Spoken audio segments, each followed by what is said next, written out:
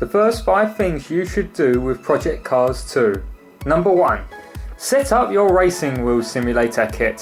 For the 80% of us who don't own a steering wheel, Project Cars 2 isn't the game for you and you should trade it back in for Forza 7.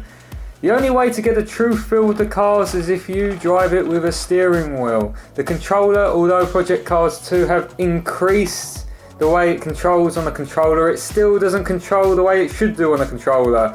Therefore you should use a steering wheel instead. And to even show you how much Project Cars goes into it, they brought in people from Ferrari to test drive the cars to make sure that the feel of the cars was accurate enough to the real life thing. Number 2. Drive as many of the cars as you can before you even think about starting the career mode. With 180 cars and 60 tracks, why would you start at the bottom when you can be a racing car driver? If you're anything like me, you want to drive the supercars, then you want to go to Le Mans cars and then try out the F1 cars and see what it's all about. You like to have a look at the interiors, get used to the feel of the cars and just generally enjoy the game. Why on earth would you start from a go-kart series and work your way up to Formula 1 when you can start from Formula 1 and work your way down to the go-kart series? I understand that you can still start a career mode from the F1 side of things, but why would you do that when you can drive all different cars and get used to the controls before starting the career mode? Number 3. Try and fail at drifting. One of the hardest things to do in Project Cars 1 was to drift, and the same again with Project Cars 2. I don't know why they don't do what the Ford Focus RS does and put a little drift button in, because that would significantly help. No matter how hard you try, if you're using a controller you will never get there, and if you're using a steering wheel, well, your chances are a little bit better, but still not going to get you quite there. You have to keep trying and trying again, and keep driving and driving until you get bored and never achieve it. It is still one of the hardest things to do, but when you do get it right, it makes you feel awesome. Number 4. Play with every button you can on the car.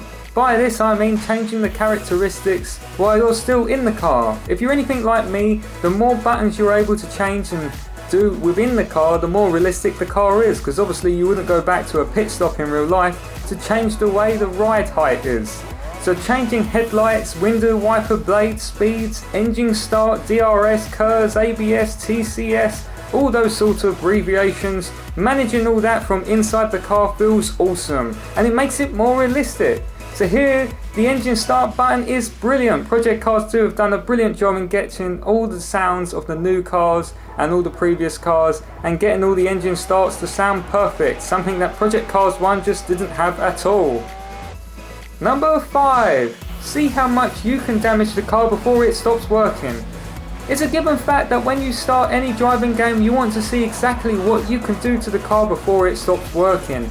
Project Cars 2 has many features in adjusting the way the car gets damaged, but they do an awesome job in stopping you from driving when you've got the hardest settings on. A little bump into the wall will damage the suspension and you won't be able to drive it. Visual damage is also a key thing. Being able to smash into a barrier at 200 plus miles per hour and still be able to drive is still too crazy. Why on earth does it do this? Why is every game like this? Most games should be able to identify that a crash at 200 miles per hour would mean you are dead, and they should put blood all over the screen and wind mirrors and mirror in front and windscreen and all those sort of bits. If you're anything like me, I like to be able to smash the doors off, boot lid, bonnet, wheels, and see how much of the car can I get back to the pits. Normally the less wins. It's a good fun game to play with your siblings. That was the first 5 things you should do with Project Cars 2. Let me know what you do first with a driving game in the comment section below. Check out Virtual Speeds on the channel if you are a gamer or a car lover. I am sure you will love what it has hold for you. And hit the subscribe button to help support the channel. Thank you for listening.